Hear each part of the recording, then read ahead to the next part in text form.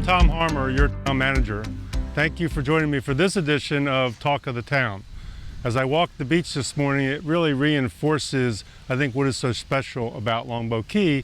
And one of the things that we're going to talk about today relates to the beaches, and it's our turtle protection ordinance and how we manage that, regulate that, and enforce that. And so joining me today is Chris Kopp. Hey, Chris, how are you? You're doing great, Tom. Thanks for having me. Thank you for being out here today. I know you spend a fair amount of time, especially this time of year, on the beach. Sure do. So tough environment, but someone has to do it. Oh yeah, this is a great job, right? Walking the beach and protecting turtles. So yep. So Chris, you're the code enforcement officer for the town. Oversee a lot of different things. You know, short-term rentals, for example. Maybe some property related things like overgrown grass, but this time of year, you're really gearing up for turtle protection and our ordinance that regulates that. Yeah, most certainly. So, turtle season's right around the corner. So May 1st to October 31st is our marine turtle protection time where the sea turtles come up and they nest, and then all the little hatchlings go out. So really during this time, it's my responsibility right now to protect them. Yeah, so your role does change a little bit during this time of year. You have all those other things still, but you really start to focus on the turtles. So what is your specific role as it relates to turtle regulations? Well, the one thing is, sea turtles, they're protected, endangered species federally and through the state. So it's really the town's responsibility to protect them. As the code enforcement, it's my job really to, make sure that they can safely come onto our beaches, they can nest, and then all the hatchlings can make it safely out to the water. Okay, very good. So you're one person. I know you have some partners out there that are helping you with other groups. Can you explain a little bit of how that works? Yeah, so the town, we've been very fortunate to partner with a bunch of organizations. Locally, we have the Longboat Key Turtle Watch, which is our volunteers that walk the beach every single morning checking for nests. But we also partner with Moat Marine Laboratories over there in Sarasota. And then even from the state side, we partner with the Florida Fish and Wildlife Commission, the FWC, and also the Sea Turtle Conservancy, which is out of Orlando, Florida, and then the ARCHIE CARR Center for Sea Turtle Research out of the University of Florida, because we're really trying to learn the science and how we can improve our protection efforts. Well, and I know we also coordinate locally with the Garden Club, for example, on some of our marketing materials this time of year. Yeah, so the Garden Club has been a huge partner for the town with our Flip a Switch, Make a Move program. That's really our educational effort, all the materials that we're able to provide to each of our Gulfront properties to kind of educate the associations, the guests, and the residents of the simple things that they can do to help protect sea turtles. So I know there's been a lot of public discussion. We've had multiple public hearings with the commission over this past year, upgrading the ordinance that relates to marine and turtle protection. So how are we doing on the island?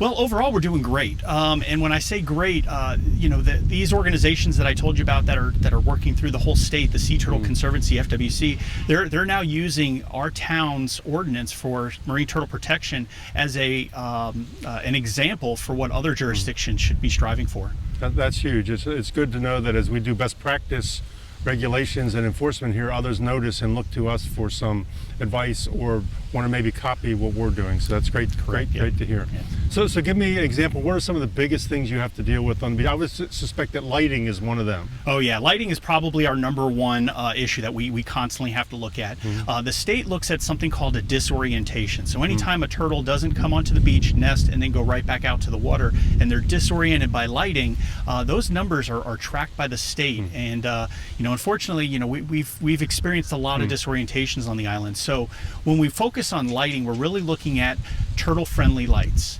In the past, with our previous ordinance, it was really restricted to the FWC certified wildlife lighting.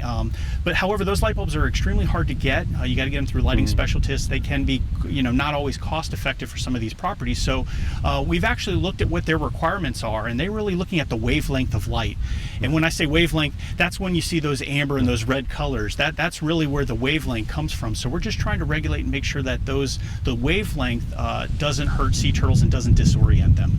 I know a couple years ago I was honored to go out with Sarasota County with red flashlights and watch the turtles actually nest, and it was amazing that the red lights really did not bother them at all. So that frequency of lighting, I guess, is is really important. Yeah, so the normal human vision, we see the colors of the rainbow, the red, orange, yellow, green, blue, indigo, violet. I always did the Roy G. Biv in elementary school. But turtles can't see that orange, amber, and into red. Their eyes just can't see those colors. So that's why we really encourage to use those, because we as humans can see those for safety purposes, yet it doesn't affect a turtle. Okay, so the beachfront, the golf front properties, their lighting that they might leave on at night can become a problem for the turtles, and they would go towards that light versus maybe going back out into the water where they're supposed to go. Correct. Yeah. So that's why we want to make sure that everybody's using turtle-friendly bulbs, that we shield them, and we're not only looking at direct light, such as a light bulb on a back balcony, but some of the indirect light that's being caused by some of the swimming pools or maybe some parking lights that are on the side of a building. So from a disorientation rate, how are we doing? Are we getting better? I thought I heard that some of our numbers over the past year have actually improved. Yeah, we dropped drastically, almost at a 50% ratio from where we've been at the last probably almost the last decade. So I think that kind of the improvements in the ordinance changes that we've made are really showing to protect these turtles. Our disorientation rate is going down. So keep it up to all the good residents that are following the rules and helping keep these turtles safe. Very good. So besides lighting, what's some other examples of things that are of a concern? Yeah, the next biggest thing is definitely going to be furniture, or what I call recreational items on the beach. So that could be anything from a lounge chair, an umbrella, even a kayak that's on the beach. And really, the turtles are looking for nestable area on this beach. So we need to clear up the sand. So, in the new ordinance, we created something called a recreational use agreement. So that way we're able to, the town code enforcement, just kind of see where these items are being stored at night, so that we can make sure that they're being stored safely, because a turtle can easily become entrapped under a lounge chair, drag it out to the water, and the weight of that chair can actually drown the turtle. That's terrible. So it's good to see that new language in the ordinance that was adopted last year, and then the cooperation with the property owners and the resorts on working with you to improve where the furniture is stored. Yeah. And really, it's kind of a culmination of a bunch of things that have occurred. We're seeing more, people living on the island. Our population's growing, but we're also learning a lot about the science behind turtles. We're learning more about lighting technology that's going on, and I think for the first time, we as the town of Longboat Key, with our new ordinance, we're really trying to get ahead of it, so that way we can, create these ordinances to protect the turtles, but at the same time keep the same quality of life we've always had here on the island. That's great. I know I saw a release from the Longboat Key Turtle Watch in the last day or so about some things related to the conditions of the beach when you leave it at the end of the day. So if you're out there during the day with your kids or your grandkids and you're playing in the sand, you're digging holes, you're building sandcastles, what's the request from the town related to those type of activities? Yeah, so really the way that you find the beach when you come out is the way you should leave it. That includes everything from bringing your personal items out, pop-up chairs, coolers, umbrellas, tents. If you dig a hole, fill it in. If you have a sandcastle, just keep it flat, because all of these become obstructions for these sea turtles, whether they can become entrapped in a hole in the ground or they can injure themselves in any furniture that's out on the beach. Okay, very good. So are there other things that you would ask our residents and our visitors to do or think about when they're out here on the beach or staying on one of the golf front properties? Yeah, another kind of focus that we're looking at is the nests that are on our beach. We experience well over 1,000 sea turtle nests every year. They're well marked, usually with stakes and some ribbon around each of these nests. So part of the new ordinance, we're also asking, keep that halo around each of these nests, about a 5-foot halo. So when you do come out to the beach, give that nest its little buffer zone, because when they mark these nests, they don't know exactly where the eggs are located. So we want to make sure that we clear enough space, though, that we're not storing furniture and causing any harm to those eggs under the ground. Okay. And you'll see those, like you said, almost 1,000 of them every year all along our almost 11 miles of beach that are taped off and marked off, and there's tracking that occurs of when the nest was created, etc. And all of that is closely monitored with you and our partners, and so it is really a good message for the public to please stay away from those. Yeah, I mean, I know people want to see the the little hatchlings come out of the nest, and they want to understand when's this nest going to hatch, but let nature take its course, stay clear of the nest, and hopefully we can keep these turtles safe for years and years to come. Okay, and I know it's such an important season on the island from a beach nourishment standpoint, and all the other things we do on the beach. We really work around the turtle nesting season as well. So we did our beach nourishment this past year. We worked closely with all the regulatory agencies and the rest of the team to make sure we're very careful as we lead into this time of the year. Yeah, last year we were fortunate again when we partnered with Moat Marine. Every nest that was laid on a section of beach that was about to get renourished, they actually dug up all the eggs, relocated them in an area that would really be suited for their best survival. And again, I think we did a very good, responsibility to the environment to protect the turtles, even when doing a huge major renourishment like you guys did. So where should the public go if they have questions or need more information?